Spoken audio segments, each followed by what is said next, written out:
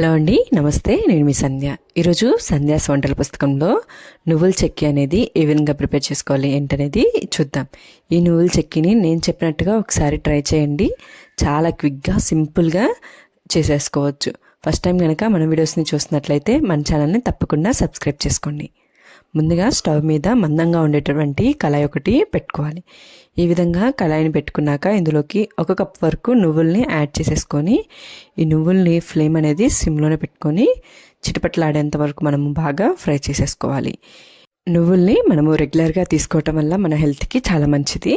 ఎముకలు అనేవి దృఢంగా ఉండటానికి, ఎముకల్లో బలం ఏర్పడటానికి ఈ నువ్వులు అనేవి మనకి చాలా బాగా హెల్ప్ అవుతాయి. చలికాలంలో కూడా నువ్వులను ఎక్కువ తీసుకుంటే మన హెల్త్కి చాలా మంచిది.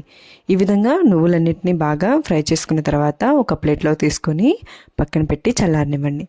అదేవిధంగా అదే కడాయిలోకి 1 కప్పు వరకు శనగగుళ్ళను కూడా తీసేసుకొని ఈ శనగగుళ్ళను కూడా ద్వారగా మనము ఫ్రై చేసేసుకోవాలి. ఫ్లేమ్ అనేది సిమ్లోనే పెట్టేసుకొని అటు ఇటు కదిలించుకుంటూ మాడిపోకుండా మనము ఈ శనగగుళ్ళను కూడా బాగా ఫ్రై చేసేసుకోవాలి. ఈ విధంగా ఫ్రై చేసుకున్నటువంటి శనగగుళ్ళను కూడా ఒక ప్లేట్లోకి తీసుకొని పక్కన పెట్టేసుకొని చల్లారనివ్వండి. ఈ విధంగా రెండింటిని ఒక ప్లేట్లోకి తీసుకొని పక్కన పెట్టుకొని చల్లారనివ్వండి. ఈ చల్లారిపోయిన నువ్వుల్ని అలాగే శనగగుళ్ళని నుంచి నువ్వులు అనేవి కొంచెం పక్కకు తీసుకోండి. ఒక 2 స్పూన్ల వరకు నువ్వుల్ని ఇలా పక్కకు తీసుకొని పెట్టుకోండి. ఒక మిక్సీ జార్ తీసుకొని అందులోకి ఫస్ట్ నువ్వుల్ని అన్నిటిని ఇందులోకి యాడ్ చేసేసుకోవాలి. అదేవిధంగా శనగగుళ్ళను కూడా వీటిలోకి యాడ్ చేసేసుకోండి.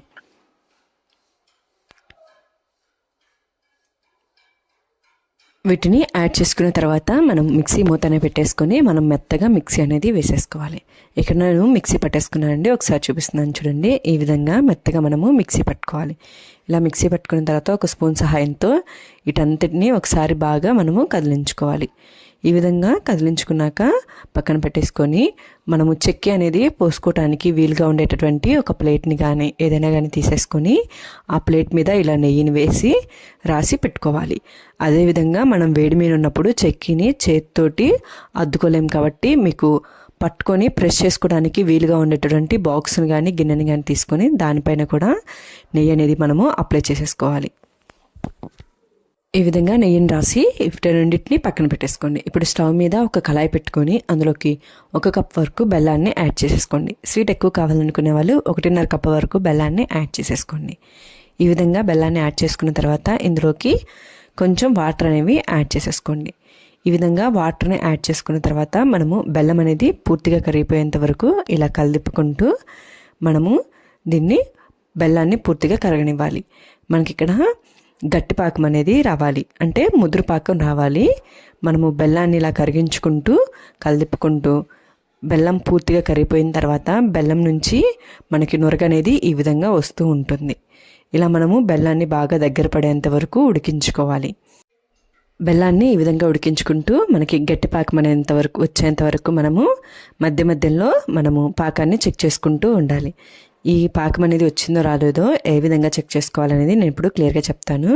ఒక గిన్నెలోకి ఇలా వాటర్ని తీసుకొని కొంచెం మనం ఉడకబెట్టుకున్నటువంటి బెల్లాన్ని పాకాన్ని ఇందులోకి కొంచెం వేసేసుకోండి. ఈ విధంగా వేసుకున్న తర్వాత మనము ఇలా కదిలించుకొని చెక్ చేసుకున్నామంటే ఉండగా రావాలి. అలా రాలేదు అంటే మనకి పాకము రానట్లే. అప్పుడు ఇంకొద్దిసేపు మనము ఈ పాకాన్ని ఉడికించుకుంటూ ఉండాలి. బెల్లాన్ని ఈ బెల్లం అనేది మనము కదిలించుకుంటూ అడుగంటకుండా ఉడికించుకుంటూ మధ్య మధ్యలో ఈ విధంగా చెక్ చేసుకుంటూ ఉండాలి. ఇప్పుడు నాకు కొంచెం దగ్గర పడింది, మళ్ళీ నేను ఒకసారి చెక్ చేసుకుంటున్నాను పాకాన్ని.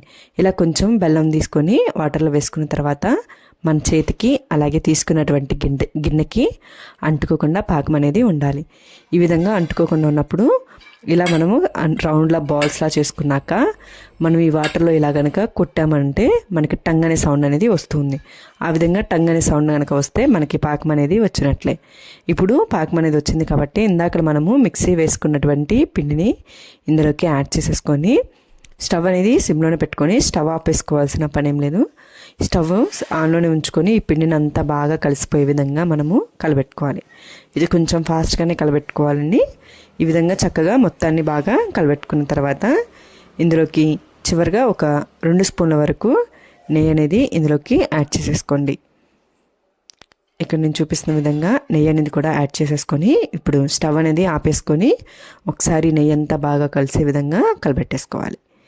ఈ విధంగా అంతా బాగా కలిసిపోయిన తర్వాత స్టవ్ మీద నుంచి పక్కకు పెట్టేసుకొని ఇందాకలా మనం నెయ్యి రాసుకున్నటువంటి ప్లేట్లోకి ఈ మిశ్రమాన్ని తీసేసుకోవాలి.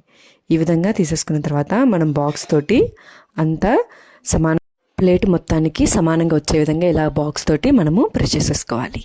ఇలాగా ప్రెస్ చేసేసుకున్న తర్వాత మనం ఇందాకలా నువ్వులు అనేవి కొంచెం పక్కన తీసుకున్నాం కదా, ఆ నువ్వుల్ని వీటిపైన కొంచెం వేసేసుకొని మళ్ళీ అదేవిధంగా మనము ప్రెస్ చేసేసుకుంటే సరిపోతుంది. వేడి ఉన్నప్పుడే మనము చాక్ తోటి వీటిని చిన్న చిన్న ముక్కల్లాగా కట్ చేసేసుకోవాలి. ఈ విధంగా మళ్ళీ ఒకసారి మనం ప్రెస్ చేసేసుకున్నాం కదండి. ఇప్పుడు చాక్ తోటి మనం చిన్న చిన్న పీసెస్ లాగా కట్ చేసేసుకోవాలి. పూర్తిగా చల్లారిపోయిన తర్వాత మనకి చిన్న ముక్కల్లాగా విడివిడిగా వస్తూ ఉంటాయి. నువ్వుల పట్టి అనేది మీరు కూడా ఈ నువ్వుల పట్టిని సింపుల్గా మీరు ఇంట్లోనే ట్రై చేయండి. ట్రై చేసి ఎలా వచ్చిందో నాకు కామెంట్ చేయండి. నచ్చితే లైక్ చేయండి, షేర్ చేయండి.